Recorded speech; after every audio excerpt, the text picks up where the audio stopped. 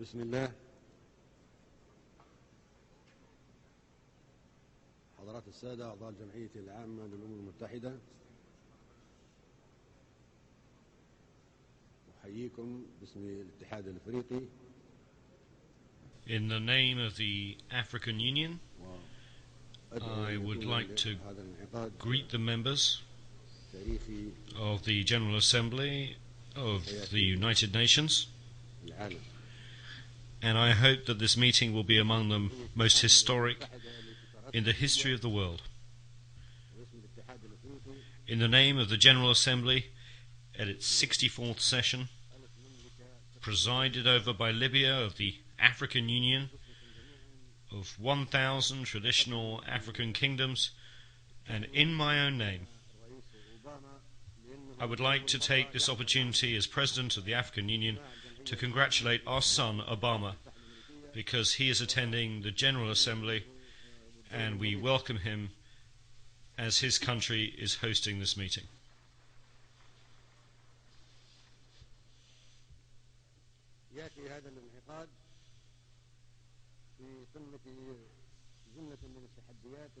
This session is taking place in the midst of so many challenges facing us, and the whole world should come together and unite its efforts to defeat the challenges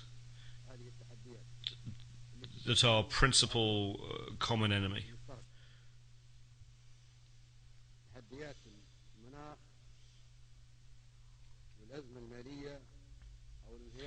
Those of climate change and international crises such as the capitalist economic decline, the food and water crises,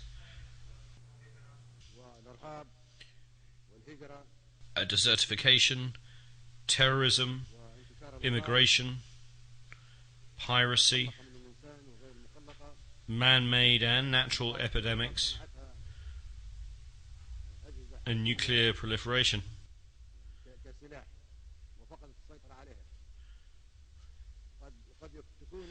Perhaps influenza H1N1 was a virus created in a laboratory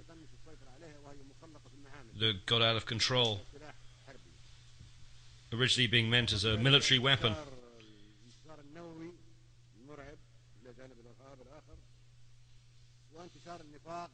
Such challenges also include hypocrisy, poverty, fear, materialism, and immorality.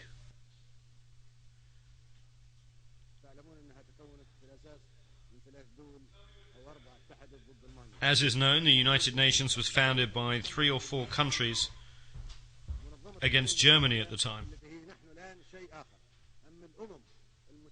The United Nations was formed by the nations that joined together against Germany in the Second World War.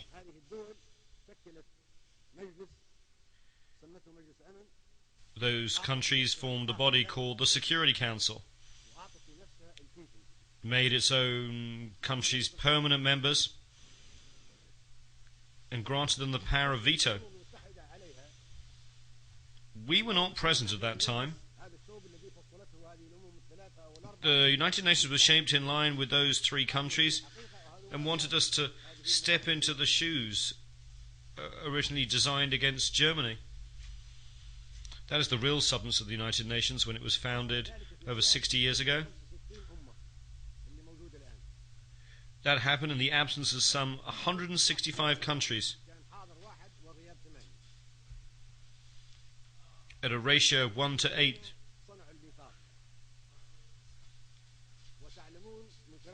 That is, 1 was present and 8 were absent. They created the Charter, of which I have a copy. If one reads the Charter of the United Nations, one finds that the preamble of the Charter differs from its articles.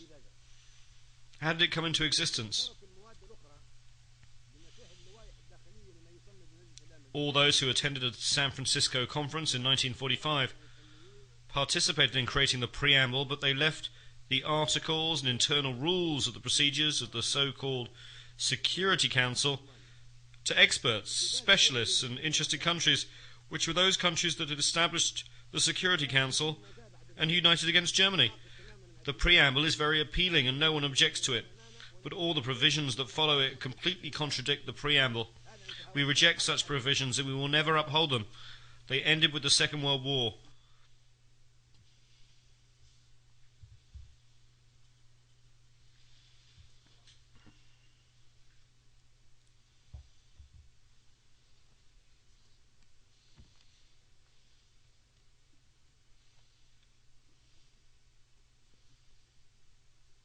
الديباجة تقول أن الأمم متساوية كبيرها وصغيرها. The preamble says that all nations, small or large, are equal. Are we equal when it comes to the permanent seats? No, we're not equal. The preamble states in writing that all nations are equal whether they are small or large. Do we have the right to veto? Are we equal? The preamble says that we have equal rights whether we are large or small. That is what is stated and what we agreed in the preamble. So the veto contradicts the Charter. The permanent seats contradict the Charter. We neither accept nor recognize the veto. الميثاق يقول التزمنا في الديباجة ألا تستخدم القوة المسلحة. The preamble of the Charter states that armed force shall not be used save in the common interest. That is the preamble that we agreed to and signed, and we joined the United Nations because we wanted the Charter to reflect that.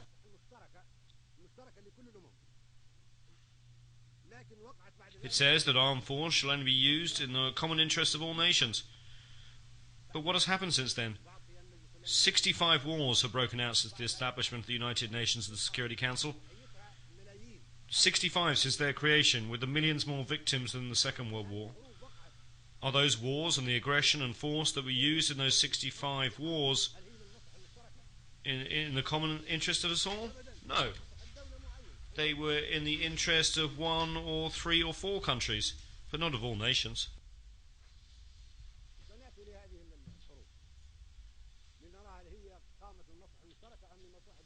We will talk about whether those wars were in the interests of one country or of all nations. That flagrantly contradicts the Charter of the United Nations that we signed, and unless we act in accordance with the Charter of the United Nations to which we all agreed, we will reject it and not be afraid not to speak diplomatically to anyone. Now we are talking about the future of the United Nations. There should be no hypocrisy or diplomacy.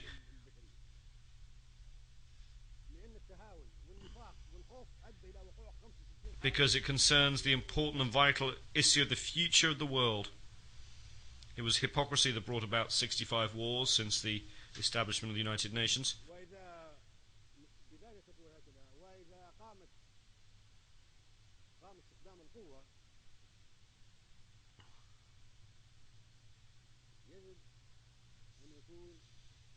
The preamble also states that if armed force is used, it must be a United Nations force.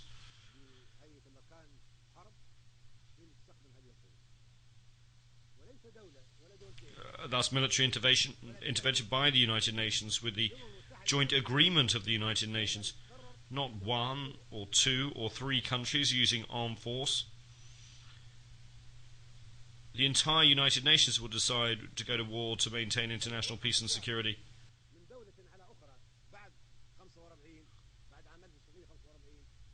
Since the establishment of the United Nations in 1945, if there's an act of aggression by one country against another, the entire United Nations should deter and stop that act.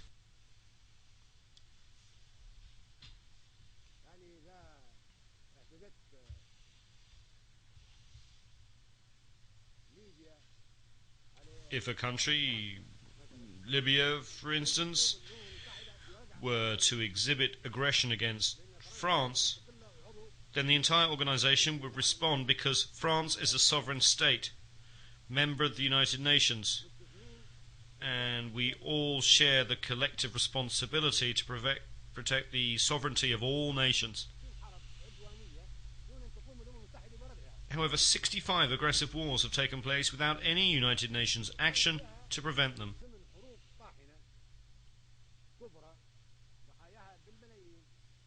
8 other massive, fierce wars, whose victims number some 2 million, have been waged by member states that enjoy veto powers.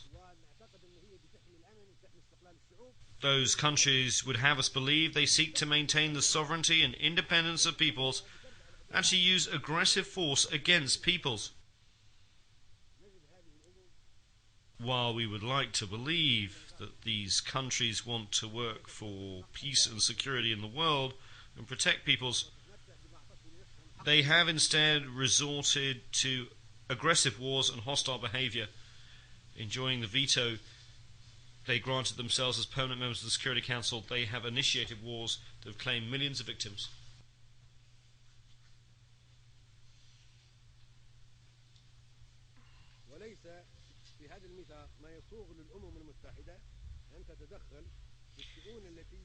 The principle of non-interference in the internal affairs of states is enshrined in the Charter of the United Nations. No country, therefore, has the right to interfere in the affairs of any government, be it democratic or dictatorial.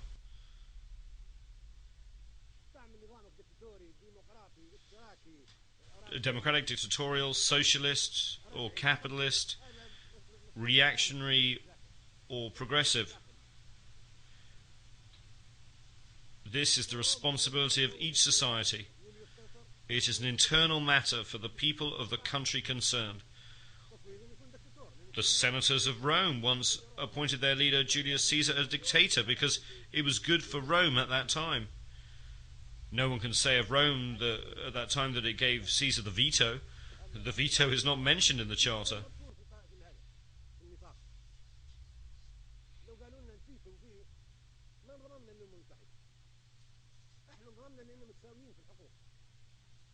We joined the United Nations because we thought we were equals, only to find that one country can object to all the decisions we make. Who gave the permanent members their status in the Security Council? 4 of them granted this status to themselves. The only country that we in this assembly elected to a permanent member status in the Security Council is China. This was done democratically. But the other seats were imposed upon us in an undemocratically through a dictatorial procedure carried out against our will, and we should not accept it.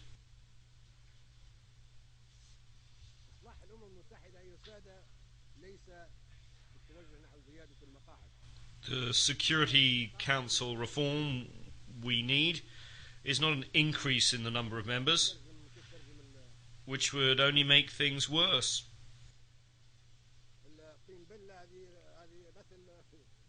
To use a common expression, if you add more water,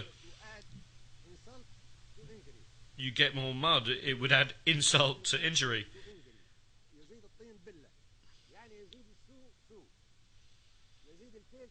It would make things worse simply by adding more large countries to those that already enjoy membership of the Council.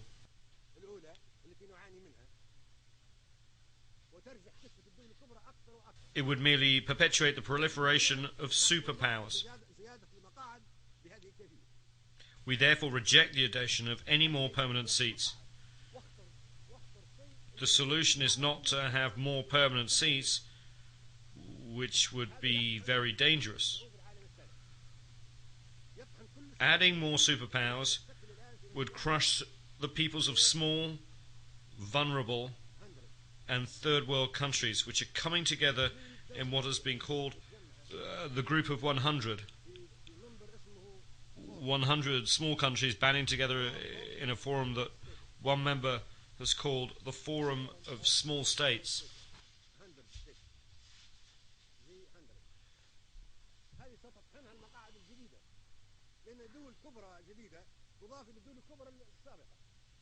These countries would be crushed by superpowers were additional large countries to be granted membership in the Security Council. This door must be closed. We reject it strongly and categorically.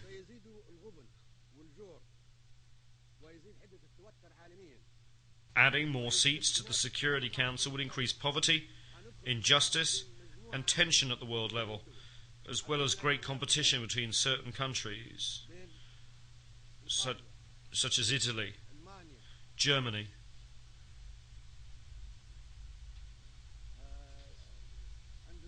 Indonesia, India, Pakistan, the Philippines, Japan, Brazil, Nigeria, Argentina, Algeria, Libya, Egypt, the Democratic Republic of the Congo, South Africa, Tanzania, Turkey, Iran, Ukraine and Greece. All these countries would seek a seat on the Security Council, making its membership almost as large as that of the General Assembly, and resulting in an impractical competition. What solution can there be? The solution is for the General Assembly to adopt a binding resolution under the leadership of Mr. Trekkie based on the majority will of the Assembly members and taking into account the consideration of no other body.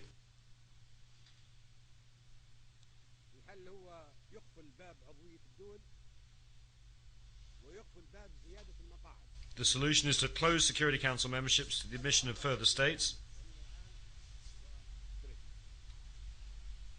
This item is on the agenda of the General Assembly during the present session presided over by Mr. Trekkie.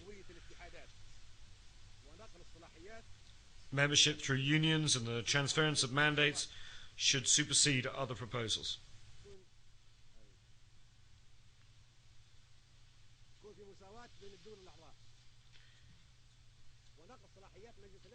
We should focus on the achievement of democracy based on the equality of member states. There should be equality among member states in the powers and mandates of the Security Council, and it should be transferred to the General Assembly. Membership should be for unions, not for states. Increasing the number of member states would give the right to all countries to a seat, in accordance with the spirit of the preamble of the Charter. No country could deny a seat to the Council to Italy, for instance, if a seat was given to Germany. For the sake of argument, Italy might say that Germany was an aggressive country and was defeated in the Second World War.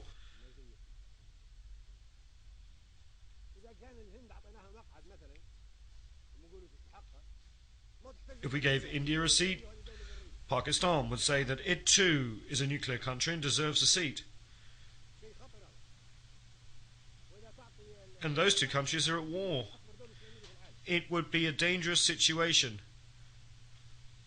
If we gave a seat to Japan, then we should give one to Indonesia, the largest Muslim country, then Turkey, and then Iran and Ukraine would make the same claim. What could we say to Argentina or Brazil?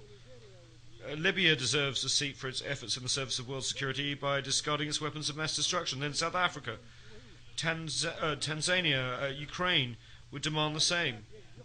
All these countries are important. The door to Security Council membership should be closed. This approach is a falsehood, a trick that has been exposed. If we want to reform the United Nations, bringing in more superpowers is not the way. The solution is to foster democracy at the level of the General Congress of the world, the General Assembly, to which the powers of the Security Council should be transferred. The Security Council will become merely an instrument for implementing the decisions taken by the General Assembly, which would be the Parliament, the Legislative Assembly of the world. This assembly is our democratic forum, and the Security Council should be responsible before it. We should not accept the current situation. These are the legislators of the members of the United Nations, and their resolutions should be binding. It is said that the General Assembly should do whatever the Security Council recommends. On the contrary, the Security Council should do whatever the General Assembly decides. This is the United Nations, the assembly that includes 192 countries. It is not the Security Council, which includes only 15 of the member states. How can we be happy about global peace and security if the whole world is controlled by only 5 countries?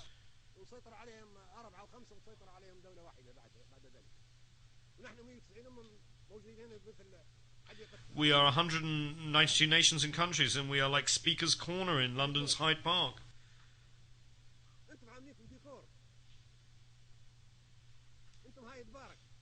We just speak and nobody implements our decisions.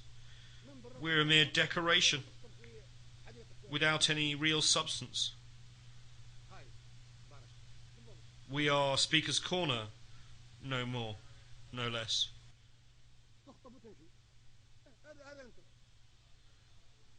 We just make speeches and then disappear. This is who you are right now.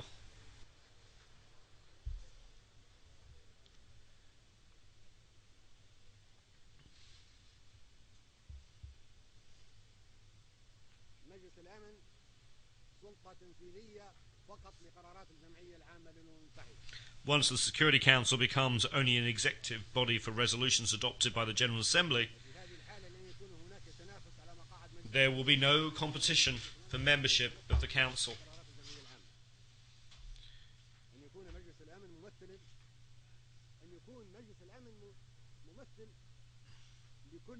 Once the Security Council becomes a tool to implement General Assembly resolutions, there will be no need for any competition. The Security Council should quite simply represent all nations in accordance with the proposals submitted to the General Assembly. There would be permanent seats on the Security Council for all unions and groups of countries.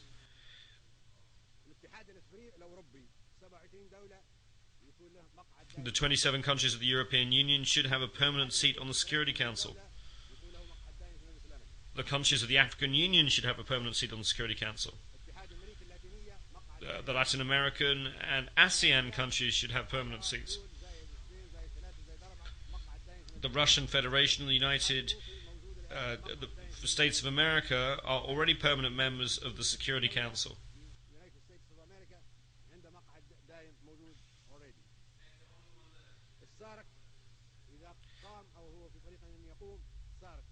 The Southern African Development Community, SADC, once it's fully established, should have a permanent seat.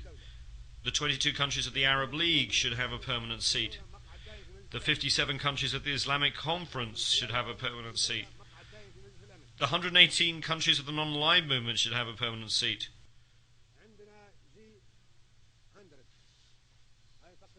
Then there is the G100. Perhaps the small countries should also have a permanent seat. Countries not included in the unions that I have mentioned could perhaps be assigned a permanent seat to be occupied by them in rotation every 6 or 12 months. I'm thinking of countries like Japan and Australia that are outside organizations as ASEAN, or like the Russian Federation that is not a member of European or Latin American or African unions. This would be a solution for them if the General Assembly votes in favor of it.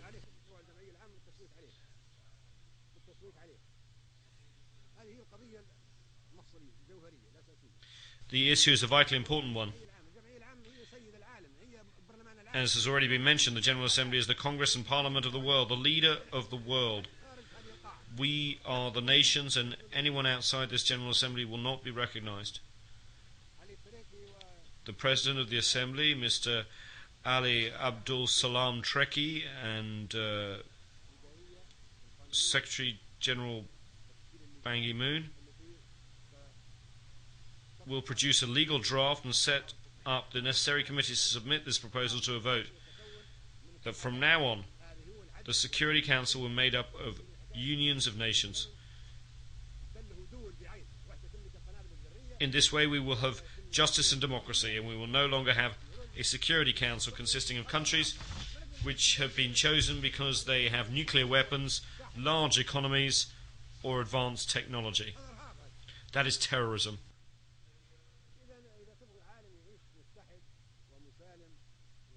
We cannot allow the Security Council to be run by superpowers. That is terrorism in itself. If we want a world that is united, safe and peaceful, this is what we should do. If we want to remain in a world at war, that is up to you. We will continue to have conflict and to fight until doomsday or the end of the world. All Security Council members should have the right to exercise the veto, or else we should eliminate the whole concept of the veto with this new formation of the Council. This would be a real Security Council. According to the new proposals submitted to the General Assembly, it will be an executive council under the control of the General Assembly, which will have the real power and make all the rules.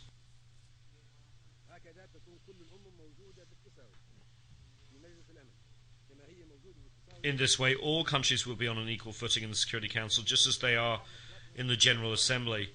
In the General Assembly, we are all treated equally when it comes to membership and voting. It should be the same in the Security Council.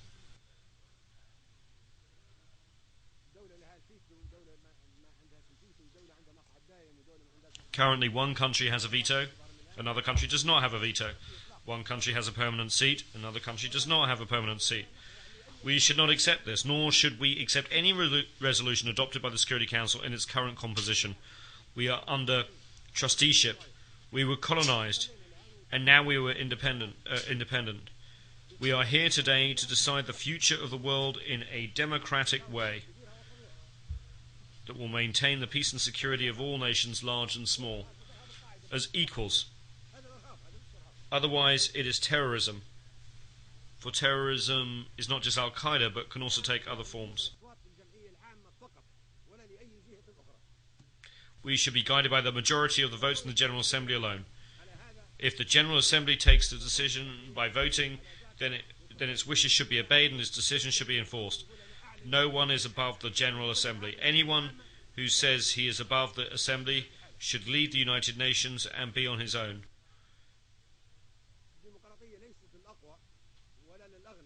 Democracy is not just for the rich or most powerful or those who practice terrorism. All nations should be and should be seen to be on an equal footing.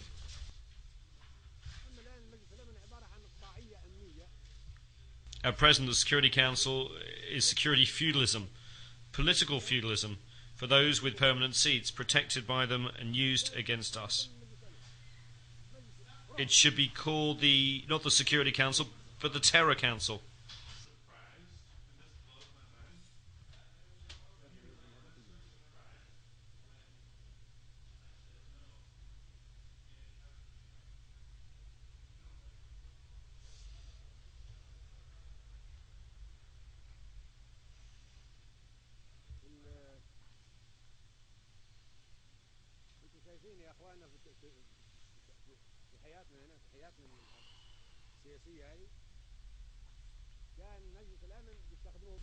In our political life, if they need to use the Security Council against us, they turn to the Security Council.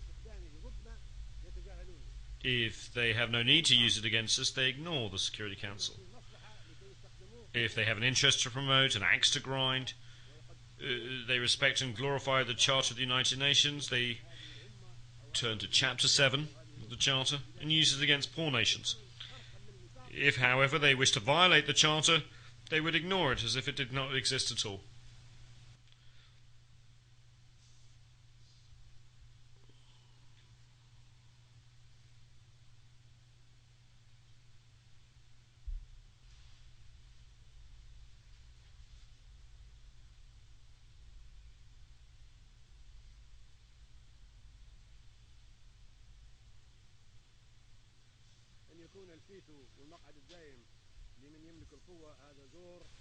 If the veto of the permanent members of the Security Council is given to those who have the power, this is injustice and terrorism and should not be tolerated by us. We should not live in the shadow of this injustice and terror. Superpowers have complicated global interests. They use the veto to protect those interests. For example, in the Security Council, they use the power of the United Nations to protect their interests and to terrorize and intimidate the third world, causing it to live under the shadow of terror. From the beginning, since it was established in 1945, the Security Council has failed to provide security. On the contrary, it has provided terror and sanctions. It is only used against us. For this reason, we will no longer be committed to implementing Security Council resolutions after this speech, which marks the 40th anniversary.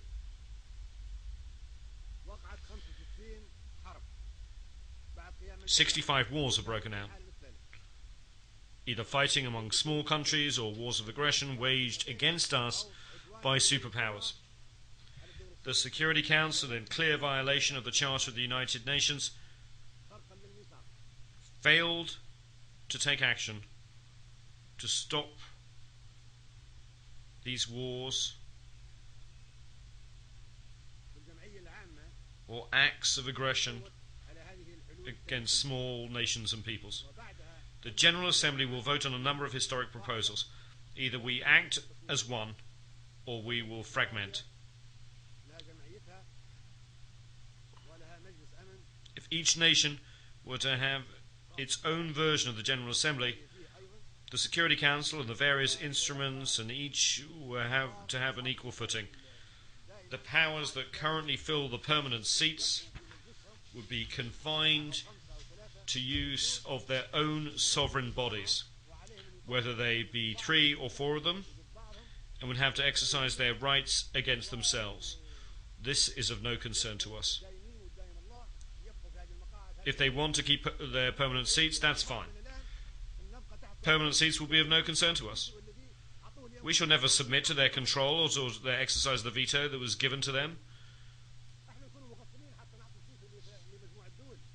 We are not so foolish as to give up the right of veto to the superpowers to use so they can treat us as second-class citizens and outcast nations.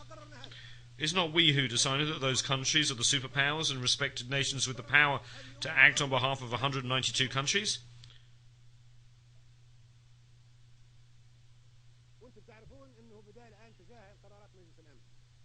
You should be fully aware that we are ignoring the Security Council resolutions because those resolutions are used solely against us and not against the superpowers, which have the permanent seats and the right of veto. Those powers never use any resolutions against themselves.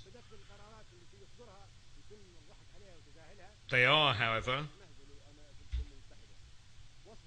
used against us. Such use has turned the United Nations into a travesty of itself and has generated wars of violations of the sovereignty of independent states. It has led to war crimes and genocides. All of this is in violation of the Charter of the United Nations.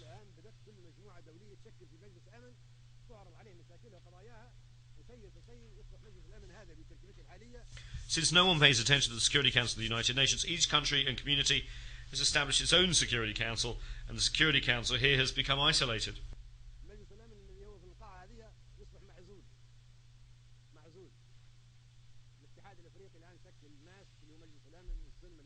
The African Union has established its own Peace and Security Council.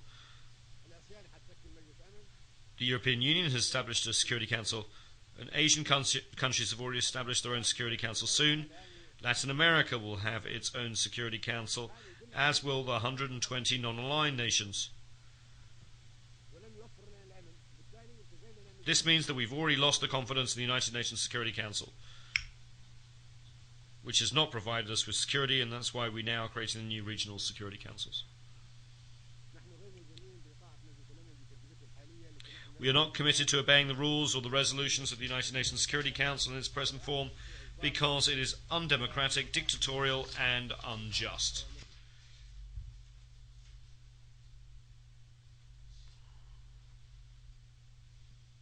No one can force us to join the Security Council or to obey or comply with the resolutions or orders given by the Security Council in its present composition. Furthermore, there is no respect for the United Nations and no regard for the General Assembly, which is actually the true United Nations, but whose resolutions are non-binding. The decisions of the International Court of Justice, the international judicial body, take aim only at small countries and third world nations. Powerful countries escape the notice of the court, or, if judicial decisions are taken against these powerful countries, they are not enforced.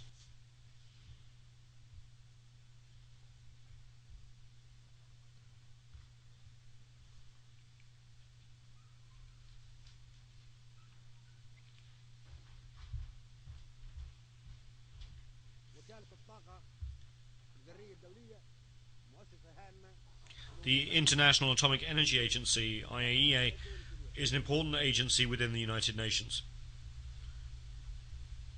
Powerful countries, however, are not accountable to it or under its jurisdiction.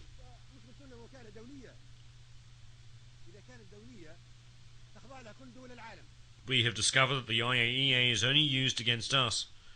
We are told that it's an international organization, but if that's the case, then all the countries of the world should be under its jurisdiction.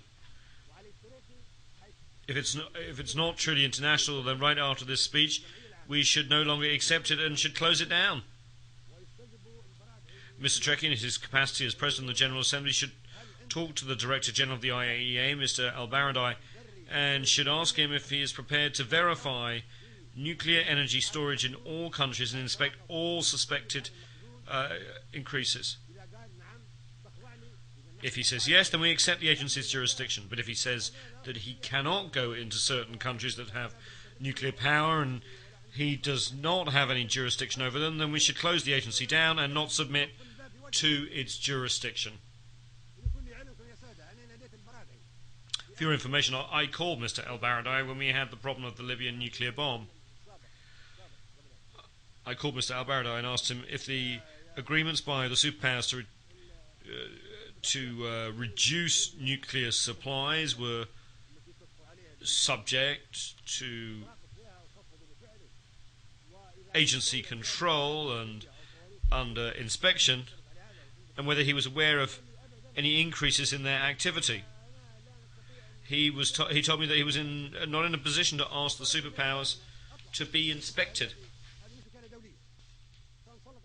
So is the agency only inspecting us? If so, it does not qualify as an international organisation since it is selective, just like the Security Council and the International Court of Justice. This is not equitable, nor is the United Nations. We totally reject this situation.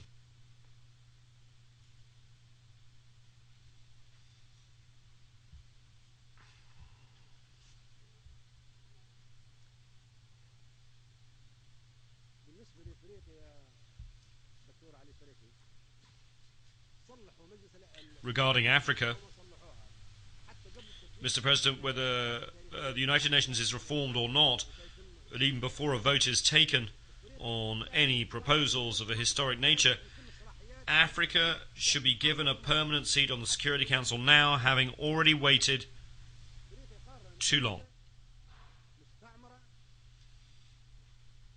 Leaving aside United Nations reform, we can certainly say that Africa was colonized, isolated and persecuted, and its rights usurped.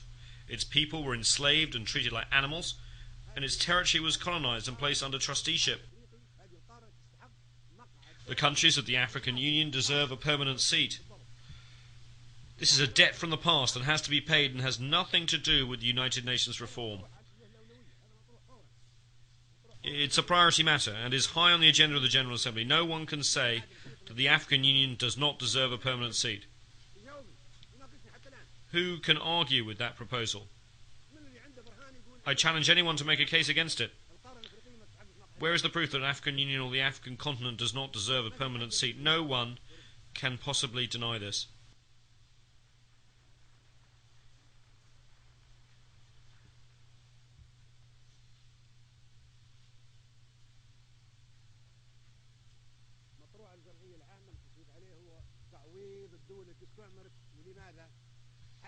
Another matter that should be voted on in the General Assembly is that of compensation for countries that were colonized so as to prevent the colonization of a continent, the usurpation of its rights and the pillaging of its wealth from happening again.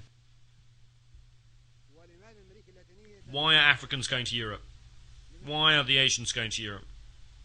Why are Latin Americans going to Europe? It is because Europe colonized those peoples and stole the material and human resources of Africa, Asia and Latin America, the oil, the minerals, the uranium, the gold, the diamonds, the fruit, the vegetables, the livestock and the people, and use them. Now, new generations of Asians, Latin Americans and Africans are seeking to reclaim that stolen wealth, as they have the right to do so. At the Libyan border, I recently stopped 1,000 African migrants headed for Europe. I asked them why were they going there. They told me it was to take back their stolen wealth, that they would not be leaving otherwise. Who can restore the wealth that was taken from us? If you decide to restore all this wealth, there will be no more immigration from the Philippines, Latin America, Mauritius, and India. Let us have the wealth that was stolen from us. Africa deserves $777 trillion in compensation from countries that colonized it.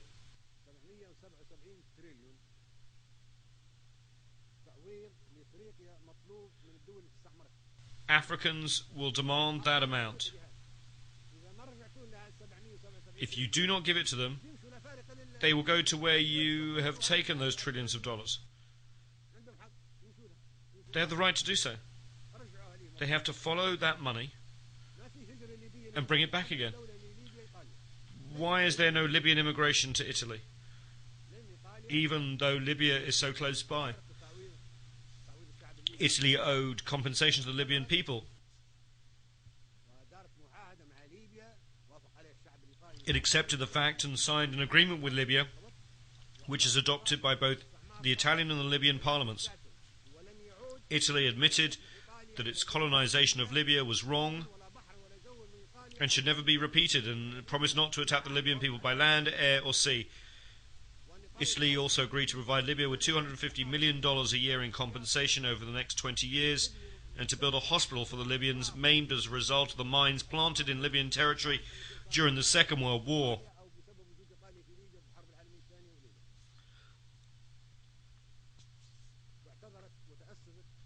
Italy apologized and promised that it would never again occupy the territory of another country.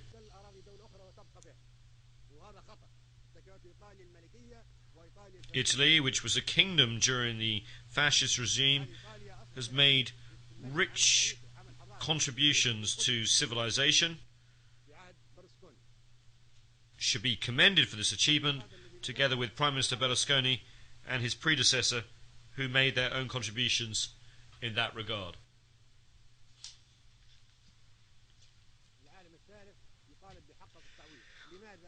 Why is this third world demanding compensation?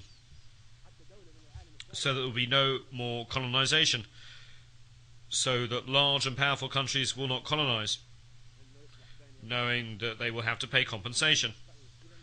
Colonization should be punished. The countries that harmed other peoples during the colonial era should pay compensation for the damage and suffering inflicted under their colonial rule.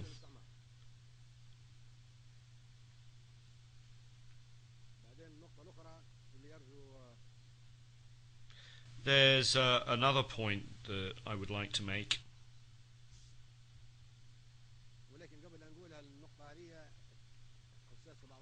However, before doing so, and addressing a somewhat sensitive issue, I should like to make an aside.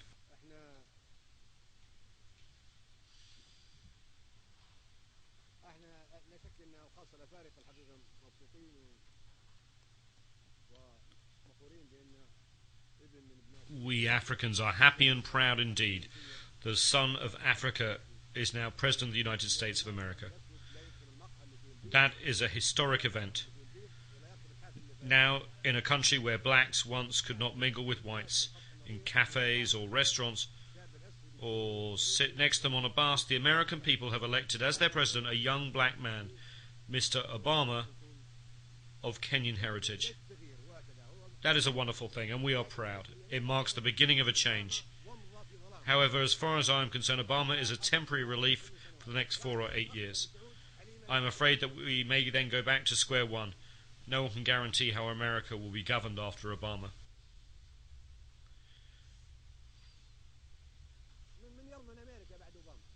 We would be content if Obama could remain President of the United States of America forever.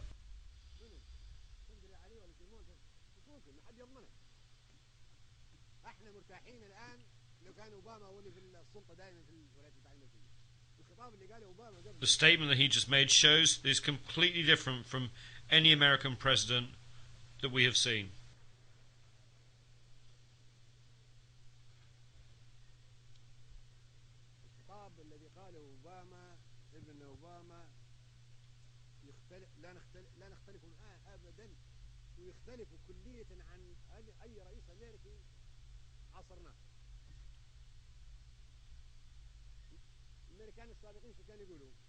American presidents used to threaten us with all manner of weapons,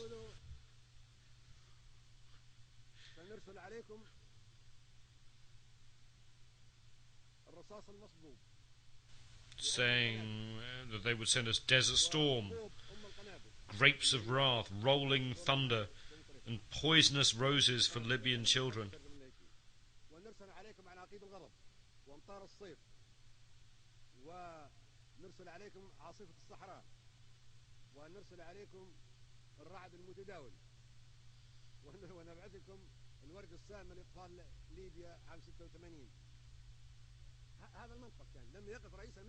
That was their approach. American presidents used to threaten us with operations such as Rolling Thunder, sent to Vietnam, Desert Storm, sent to Iraq.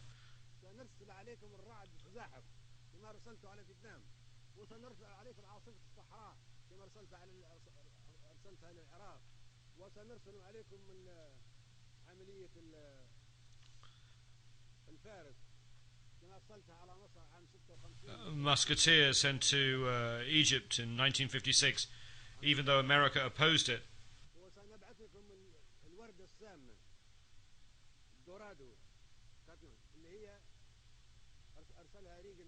And the poisonous roses visited upon Libyan children by Reagan. Can you imagine? One would have thought that presidents of a large country with a permanent seat on the Security Council and the right of veto would have protected us and sent us peace. And what did we get instead? Laser-guided bombs carried to us on F-111 aircraft. This was their approach. We will lead the world, whether you like it or not, and we will punish anyone who opposes us. What our son Obama said today is completely different. He made a serious appeal for nuclear disarmament, which we applaud. He also said that America alone could not solve the problems facing us, and that the entire world should come together to do so. He said that we must do more than we are doing now, which is making speeches. We agree with that and applaud it. He said that we had to come to the United Nations to talk against one another. It is true that when we come here, we should communicate with one another on an equal footing. And he said that democracy should not be imposed from outside. Until recently, American presidents have said that democracy should be imposed on Iraq and other countries. But he said that this was an internal affair. He spoke truly when he said that democracy cannot be imposed from outside.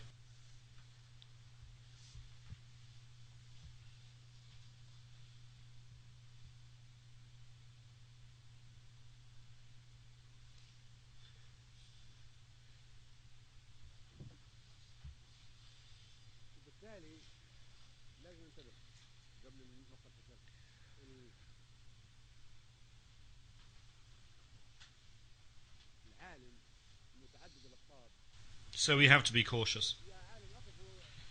Before I make these sensitive remarks, I note that the whole world has so many polarities. Listen, should we have a world of so many polarities? Can we not have nations on an equal footing? Let's have an answer. Does anyone have an answer as to whether it's better to have a world of so many polarities? Why can we not have equal standing? Should we have patriarchs? Should we have popes? Should we have gods? Why should we have a world of so many polarities? We reject such a world and call for a world where big and small are equal.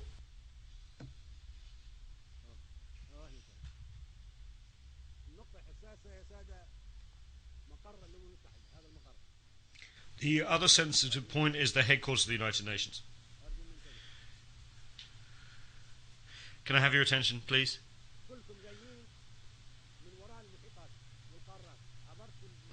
All of you came across the Atlantic Ocean, the Pacific Ocean, crossing the Asian continent or the African continent to reach this place. Why? Is this Jerusalem? Is this the Vatican? Is this Mecca? All of you are tired, you have jet lag and have sleepless nights.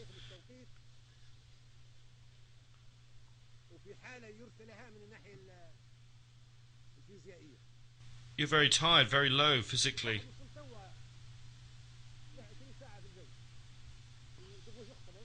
Somebody arrived just now, flying 20 hours. Then we wanted to make a speech and talk about this. All of you are asleep. All of you are tired. It is clear that all of you are lacking energy because of having to make such a long journey. Why do we do that? Some of our countries are in night time and people are asleep. Now you should be asleep because your biological clock, your biological mind is accustomed to being asleep at this time. I wake up at 4 o'clock New York time before dawn because in Libya it's 11 in the morning. When I wake up at 11 it's supposed to be daytime. At 4 o'clock I am awake. Why? Think about it. If this was decided in 1945, should we still retain it? Why can we not think about a place that's in the middle, that is comfortable? Another important point is that America, the host country, bears the expenses and looks after the headquarters and diplomatic missions and looks after the peace and security of the heads of state who come here. They are very strict. They spend a lot of money. New York and all of America being very tight.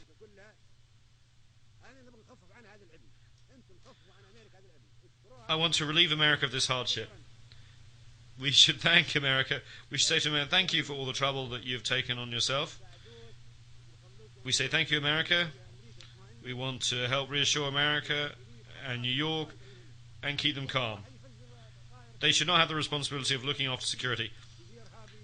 Perhaps someday a terrorist could cause an explosion or a bomb on a president. This place is targeted by Al-Qaeda, this very building.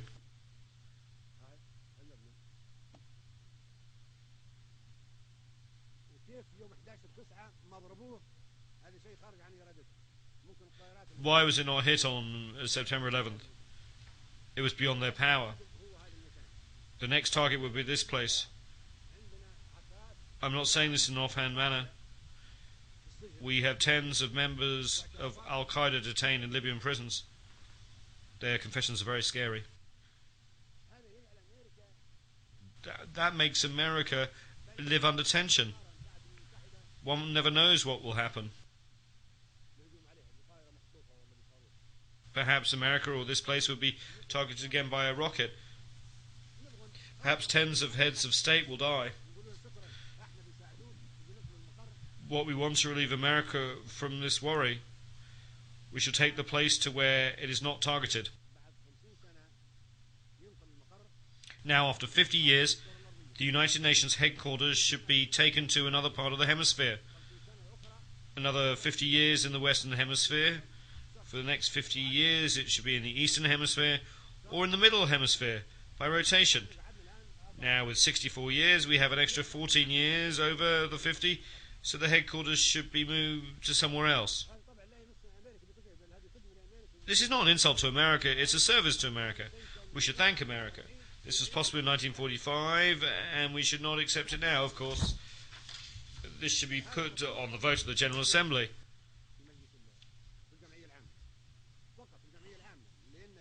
Only in the General Assembly, because in Section 23 of the Headquarters Agreement it says that the United Nations headquarters can be moved to another location only by a resolution of the General Assembly.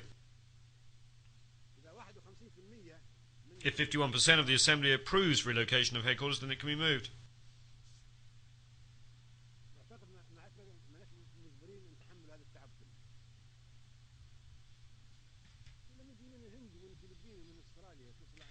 America has the right to make its security tight because it's targeted by terrorists and by Al-Qaeda.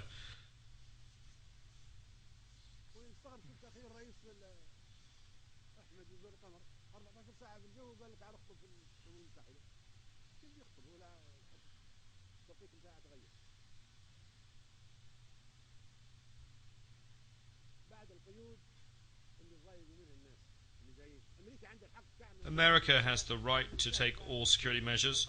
We're not blaming America for that. However, we do not tolerate these measures. We do not come to New York and be subjected to all these measures.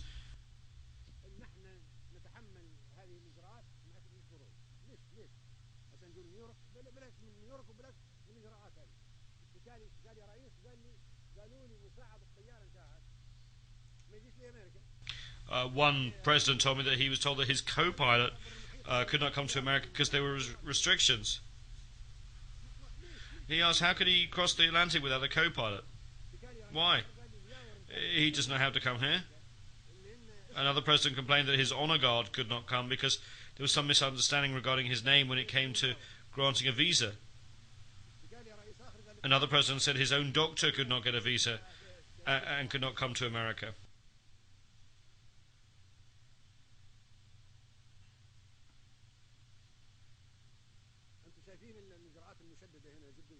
The security measures are very strict. If a country has any problems with America, they will set up restrictions on the movement of member delegations, as if one is in Guantanamo.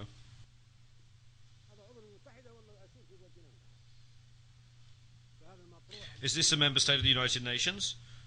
Or is it a prisoner in the Guantanamo camp that cannot be allowed free movement? This is what is submitted to the General Assembly for a vote, moving the headquarters. If 51% agree, then we come to the second vote, to the middle of the globe or the eastern part. If we say we move the headquarters to the middle of the hemisphere, why don't we move it to Sirte or Vienna? One can come even without a visa. Once you come as president, Libya is a secure country. We are not going to restrict you to 100 or 500 meters. Libya has no hostile actions against anybody, and I think the same holds true of Vienna.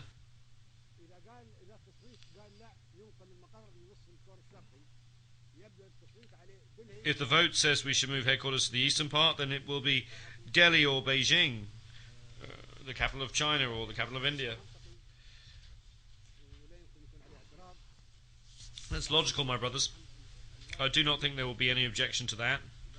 Then you will thank me for this proposal, for eliminating the suffering and trouble of flying 14, 15 or 20 hours to come here.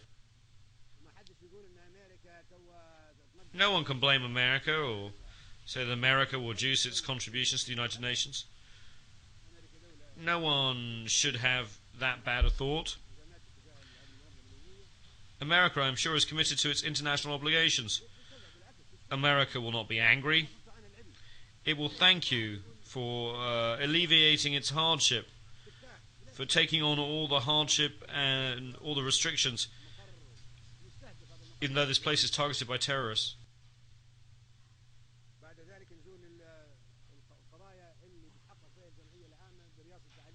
We come now to the issues that will be considered by the General Assembly. We are about to put the United Nations on trial. The old organizations will be finished and a new one will emerge. This is not a normal gathering.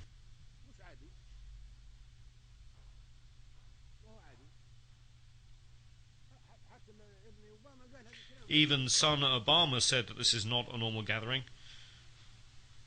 It is a historic meeting.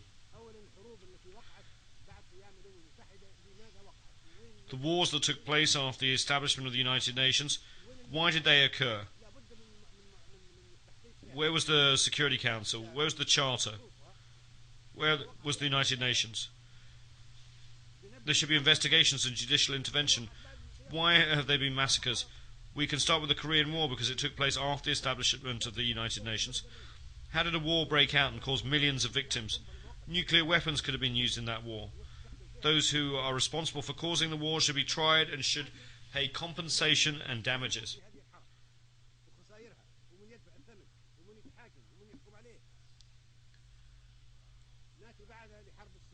Then we come to the Suez Canal War of 1956. That file should be opened wide. 3 countries with permanent seats on the Security Council and with the right of veto in the Council attacked a member state of this General Assembly. A country that was a sovereign state, Egypt, was attacked. Its army was destroyed. Thousands of Egyptians were killed and many Egyptian towns and entities were destroyed, all because Egypt wanted to nationalise the Suez Canal. How could such a thing have happened during an era of United Nations and the Charter? How is it possible to guarantee that such a thing will not be repeated unless we make amends for past wrongs? Those were dangerous events, and the Suez Canal and Korean War files should be reopened. Next we come to the Vietnam War. There were 3 million victims of that war. During 12 days, more bombs were dropped than during 4 years of the Second World War.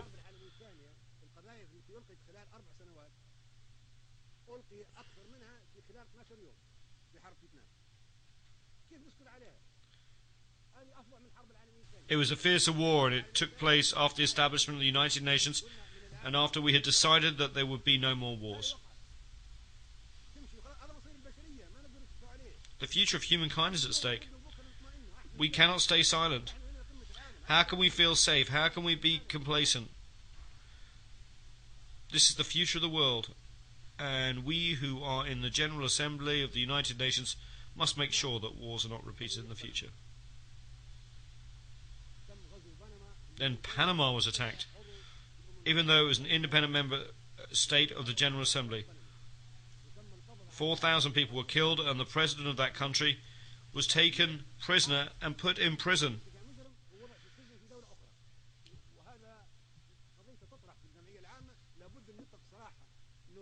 Noriega should be released. We should open that file. How can we entitle a country that is a United Nations member state to wage war against another country, capture its president, treat him as a criminal and put him in prison? Who would accept that?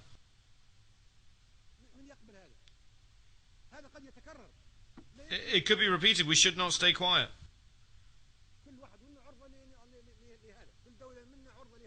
We should have an investigation. Any one of us member states could face the same situation, especially if such aggression is by a member state with a permanent seat on the Security Council and with responsibility to maintain peace and security worldwide. Then there is the war in Grenada. The country was invaded even though it was a member state. It was attacked by 5,000 warships, 7,000 troops and dozens of military aircraft. It is the smallest country in the world.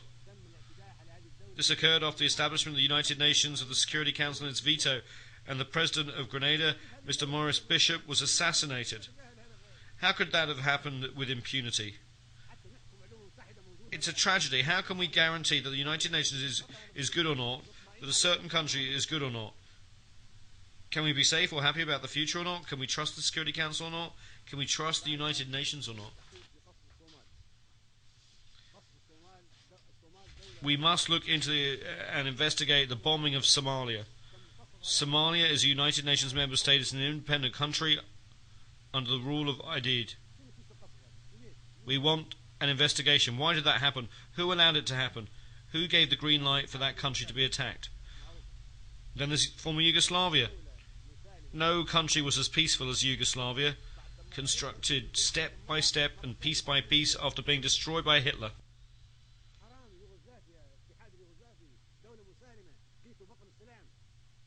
We destroyed it, as if we were doing the same job as Hitler. Tito built that peaceful country step by step, brick by brick, and then we arrived and broke it apart from imperialistic and personal interests. How can we be complacent about that? Why can we not be satisfied? If a peaceful country like Yugoslavia faced such a tragedy, the General Assembly should have an investigation and should decide who should be tried before the International Criminal Court. Then we have war in Iraq, the mother of all evils.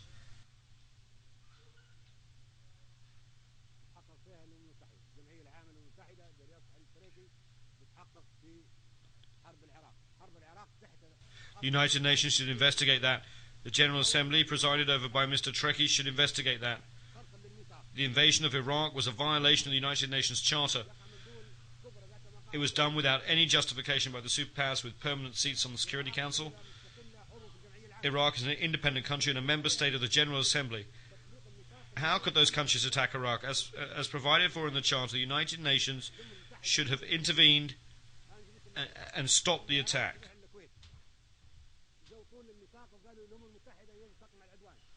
We spoke in the General Assembly and urged it to use the Charter to stop that attack.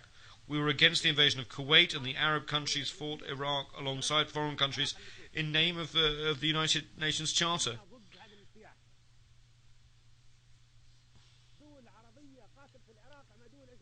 In the first instance, the Charter was respected. The second time, when we wanted to use the Charter to stop the war in Iraq, no one used it, and that document was ignored. Why did that occur? Mr. Trekkie and the General Assembly should investigate to determine whether there was any reason at all to invade Iraq.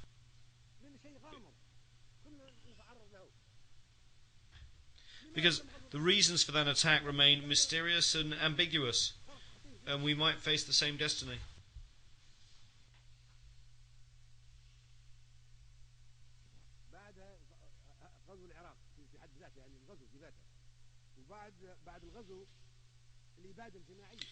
Why was Iraq invaded? The invasion itself was a serious violation of the United Nations Charter, and it was wrong. There was also a total massacre or genocide. More than 1.5 million Iraqis were killed. We want to bring the Iraqi file before the International Criminal Court, and we want those who committed mass murder against the Iraqi people to be tried. It's not easy for Charles Taylor to be tried, or Bashir to be tried, or for Noriega to be tried. It's all easy for them.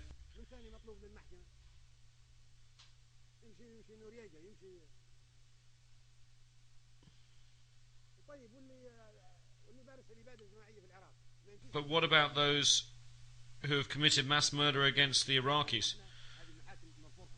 They cannot be tried. They cannot go before the ICC. If the court is unable to accommodate us, then we should not accept it. Either it is meant for all of us, large or small, or we should not accept it and should reject it. Anyone who commits a war crime can be tried. But we are not livestock or animals like those that are slaughtered for the Eid. We have the right to live, and we are ready to fight to defend ourselves.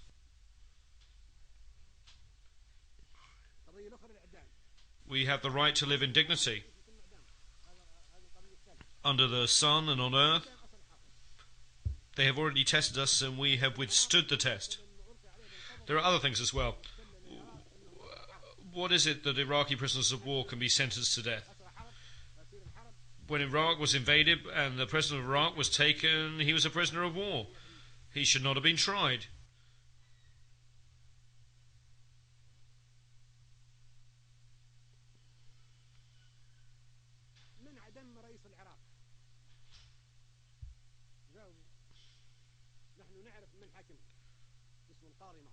He should not have been hanged. When the war was over, he should have been released. We want to know why a prisoner of war should have been tried.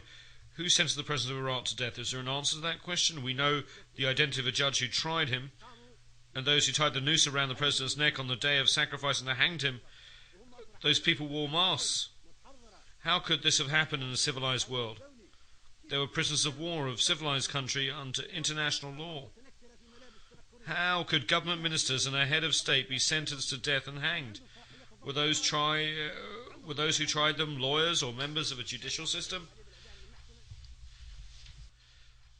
Do you know what people are saying? They are saying that the faces behind the masks were those of the President of the United States and the Prime Minister of the United Kingdom, and it was they who put the President of Iraq to death.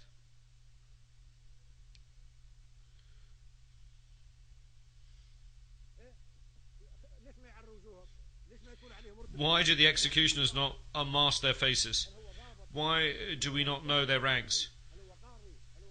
Why do we not know whether they were officers, judges, soldiers or doctors? How does it come to the President, the state member of the United Nations, was sentenced to death and killed? We do not know the identity of the executioners. The United Nations is duty-bound to answer these questions. Who carried out the death sentence? They must have legal status and official responsibilities.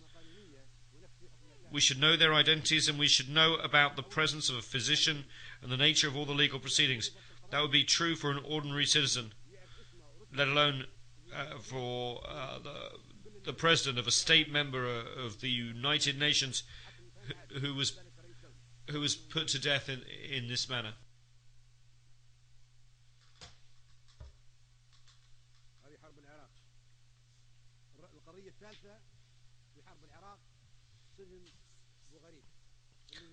My third point on Iraq relates to Abu Ghraib. This was a disgrace to humankind. I know that the United States authorities would investigate the scanner, but the United Nations must not ignore it either. The General Assembly should investigate this matter.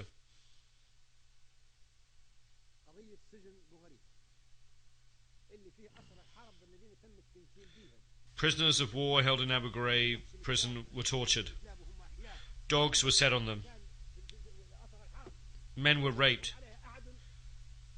This is the unprecedented in the history of war. It was sodomy, and it was an unprecedented sin, never before committed by past aggressors or invaders. Prisoners of war are soldiers, but these were raped in prison by a state, a permanent member of the Security Council. This goes against civilization and humankind.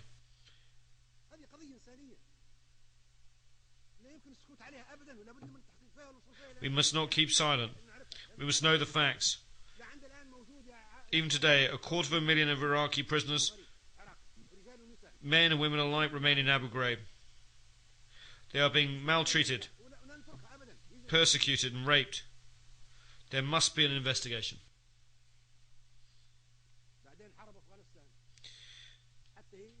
Turning to the war in Afghanistan, this too must be investigated. Why are we against the Taliban? Why are we against Afghanistan? Who are the Taliban? If the Taliban want a religious state, that's fine. Think of the Vatican. Does the Vatican pose a threat to us? No, it's a religious, very peaceful state. If the Taliban want to create an Islamic emirate, who says that this makes them an enemy? Is anyone claiming that bin Laden is of the Taliban or that he is Afghan? Is bin Laden of the Taliban? No. He is not of the Taliban and he is not an Afghan. Were the terrorists who hit New York of the Taliban? Were they from Afghanistan? They were neither Taliban nor Afghani. Then what was the reason for the wars in Iraq and Afghanistan? If I truly wanted to deceive my American and British friends, I would encourage them to send more troops, and I would encourage them to persist in this bloodbath. But they will never succeed in Iraq or Afghanistan. Look what happened to them in Iraq, which is a desert. It's even worse in mountainous Afghanistan.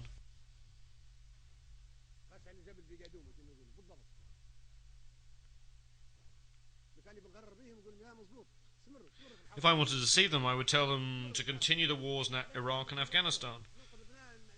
But no, I want to save the citizens of the United States, the United Kingdom, and other countries who are fighting in Iraq and Afghanistan. So I tell them, leave Afghanistan to the Afghans. Leave Iraq to the Iraqis. If they want to fight each other, they are free to do so.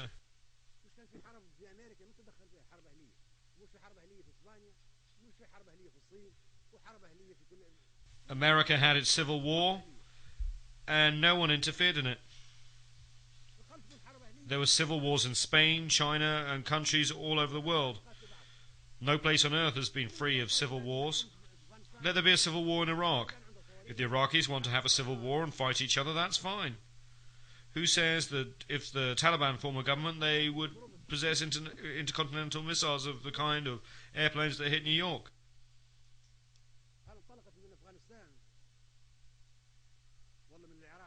Did those aeroplanes take off from Afghanistan or Iraq?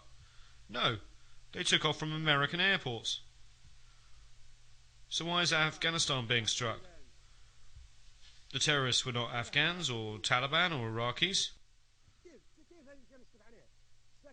Why are we silent? We must never be war devils. Anyone who does not speak the truth is a silent devil. We are committed to international peace and security. We do not wish to scorn or ridicule humankind. We want to save humanity.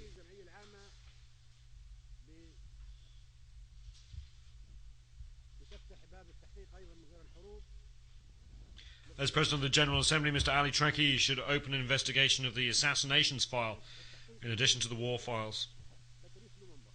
Who killed Patrice Lumumba and why? We merely want to record it in the annals of African history. We want to know how an African leader, a liberator, came to be assassinated. Who killed him? We want our sons to be able to read the history of how Patrice Lumumba, the hero of Congo's liberation struggle, was assassinated. We want to know the facts, even 50 years on. That is one file that should be reopened. And who killed Secretary General Doug Hammarskjöld? Who fired on his aeroplane in 1961 and why? And then there's the assassination of United States President Kennedy in 1963.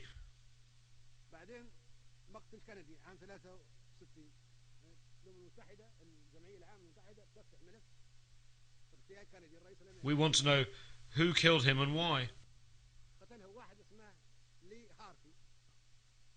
There was someone called Lee Harvey Oswald, who was then killed by one Jack Ruby.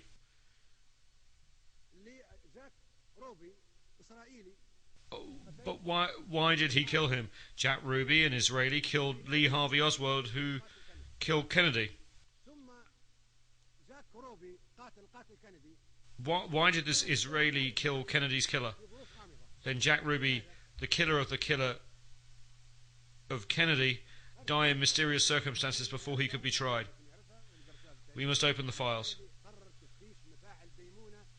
The whole world knows that Kennedy wanted to investigate the Israeli Dimona nuclear reactor. This involves international peace and security and weapons of mass destruction. That is why we should open this file.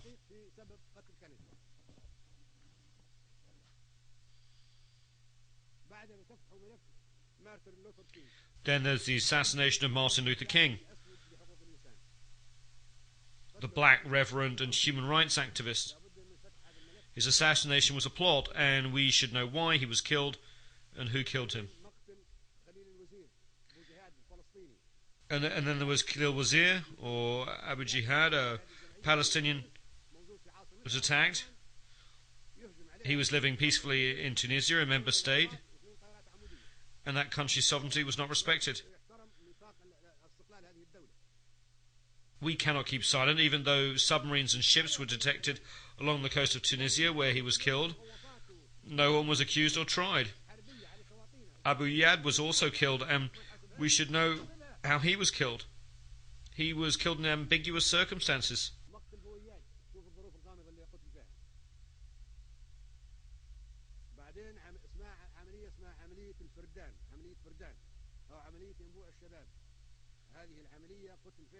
In Operation Spring of Youth, Kamal Nasser, a poet, Kamal Adwan and Abu Yusuf al-Najjar, 3 Palestinians, were killed in Lebanon, a country that is free, a sovereign state, member of the General Assembly. They were attacked and killed while sleeping peacefully. We should know who killed them, and he should be tried so that the crimes against humanity are not repeated.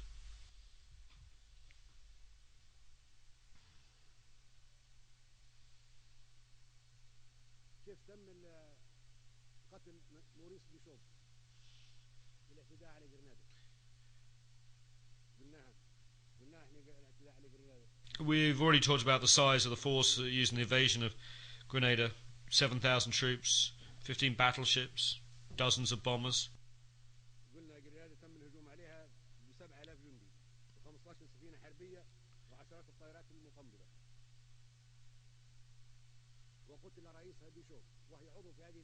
And President Bishop was killed even though Grenada was a member state.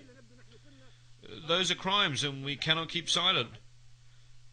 Otherwise we will look like sacrificial beasts. We are not animals. Year after year we are attacked. We defend ourselves, our sons, our children, and we are not afraid. We have the right to live, and the earth is not destined for violence, but for us all. We can never live on this earth in such humiliation, so those are the wars.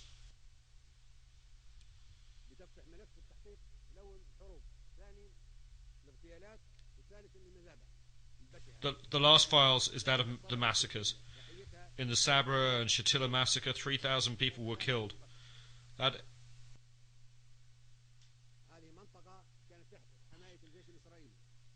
area was under the protection of the occupying Israeli army and was the site of huge and calamitous massacre in which 3,000 Palestinian men, women and children were killed.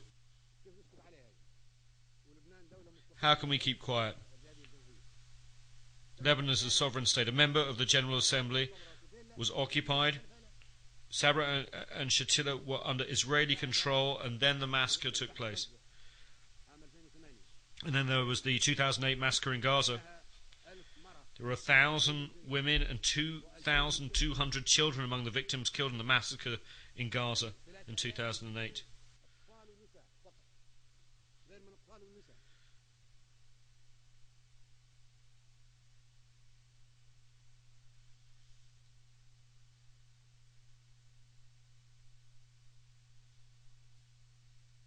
تدمير 50 مؤسسة تابعة للأمم المتحدة تبع هذه الجمعية. 60 United Nations facilities and another 30 belonging to non-governmental organizations were damaged. 50 clinics were destroyed. 40 doctors and nurses were killed while carrying out humanitarian activities. This took place in Gaza in December 2008. The perpetrators are still alive, and they should be tried by the International Criminal Court. Should we try only the underdogs, the weak and the poor of the third world countries, and not important and protected figures?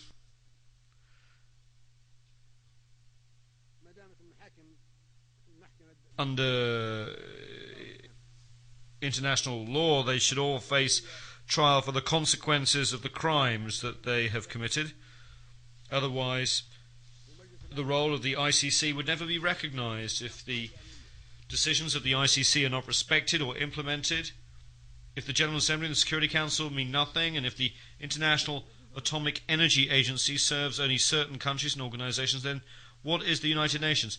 It would mean that the United Nations is nothing, and this is insignificant. Where is it? There is no United Nations. Then, while piracy may be a phenomenon of the high seas, a form of terrorism, we may talk about the piracy in Somalia. Somalis are not pirates. We are the pirates. We went there and usurped their economic zones, their fishing, their wealth. Libya, India, Japan, America, any country in the world. We're all pirates. We all entered the territorial waters and economic zones of Somalia and stole. The Somalis are protecting their own fish, their sustenance. They have become pirates because they are defending their children's food. Now we seek to address that matter in the wrong way. Should we send warships to Somalia? We should send warships to the pirates who have attacked and seized the economic zones and wealth of the Somalis and the food of their children. I met the pirates, and I told them that I would negotiate an agreement between them and the international community that respects the 200-mile exclusive economic zone under the law of the sea, and that protects all marine resources belonging to the Somali people. And that stops all countries from disposing of toxic waste along the Somali coast. In return, the Somalis would no longer attack any ships. We will propose and draft such an international treaty and submit it to the General Assembly. That is the solution. The solution does not lie in sending more military ships to fight the Somalis. That is not a solution. We are addressing the phenomena of piracy and terrorism in the wrong way. Today there is swine flu. Perhaps tomorrow there'll be fish flu. Because sometimes we produce viruses by controlling them. It is a commercial business. Capitalist companies produce viruses so that they can generate and sell vaccinations. This is very shameful and poor ethics. Vaccinations and medicine should not be sold.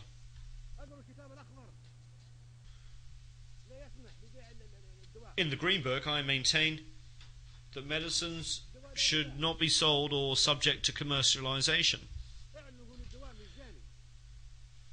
Medicines should be free of charge and vaccinations given free to children. But capitalist companies produce the viruses and vaccinations and want to make a profit. Why are they not free of charge? We should give them free of charge, not sell them.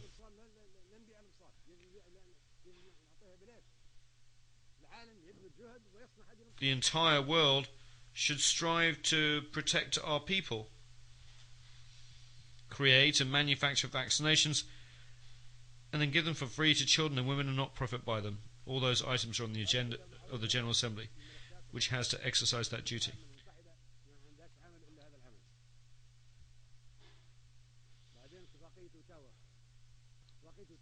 The Ottawa Convention on Landmines forbids the production of landmines. That is wrong.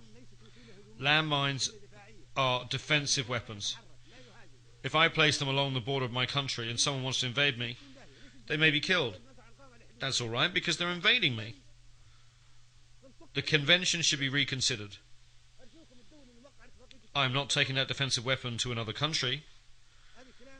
The enemy is coming to me, and on the Gadaffi website, I call for that treaty to be modified or annulled. This treaty should be modified or annulled. I want to use anti-personnel mines to defend my home against invasion. Eliminate weapons of mass destruction, not landmines, which are defensive weapons.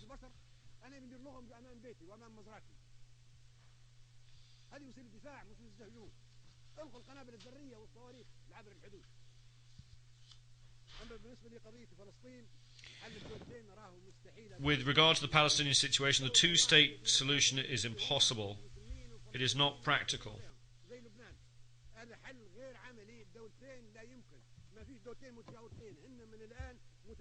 Currently, these two states completely overlap.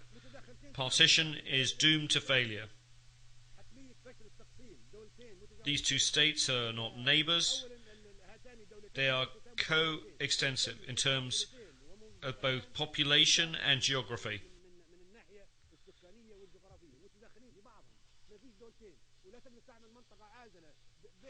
A buffer zone cannot be created between the two states because there are 500,000 Israeli settlers in the West Bank,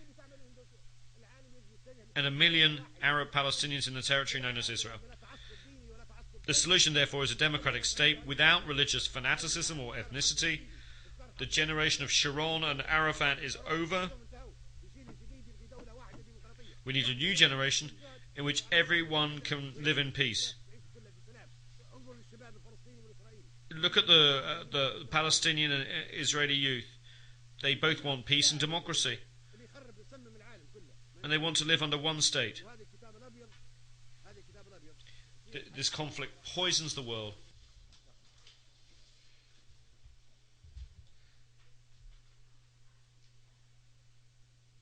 The White Book actually has the solution. I hold it here. The solution is retain. Arabs should have no hostility or animosity towards Israel. We are cousins of the same race. We want to live in peace. The refugees should go back. You are the ones who brought the Holocaust upon the Jews. You, not we, are the ones who burned them. We gave them refuge. We gave them safe haven during the Roman era and the Arab reign in Andalusia and during the rule of Hitler. You are the ones who poisoned them. You are the ones who annihilated them. We provided them with protection. You expelled them. Let us see the truth. We are not hostile. We are not enemies of the Jews. And one day the Jews will need the Arabs. At that point, Arabs will be the ones to give them protection, to save them. And we hope, as we have done in the past. Look at what everybody else did to the Jews. Hitler is an example. You are the ones who hate the Jews, not us. In brief, Kashmir should be an independent state, neither Indian nor Pakistani. We must end that conflict. Kashmir should be a buffer state between India and Pakistan.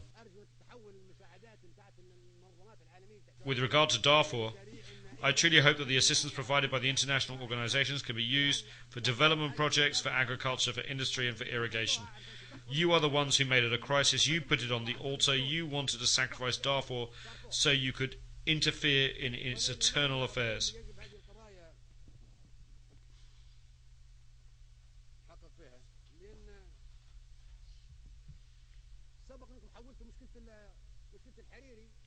You've turned the Hariri problem into a United Nations problem. You are selling Hariri's corpse. You just want to settle scores with Syria. Lebanon is an independent state. It has law courts, a judiciary and police. At this stage, it is no longer the perpetrators that are being sought. The real wish is to settle scores with Syria, not ensure justice for Hariri. The cases of Khalil al-Wazir, Lumumba, Kennedy and Hammarskjöld should also have been turned over to the United Nations if the Hariri case merits such attention.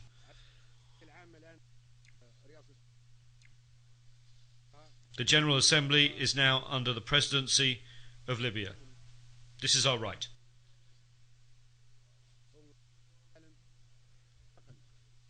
Libya hopes that you will assist in making the transition from a world fraught with crises and tension in a world which humanity, peace and tolerance prevail. I will personally follow up on this issue with the General Assembly.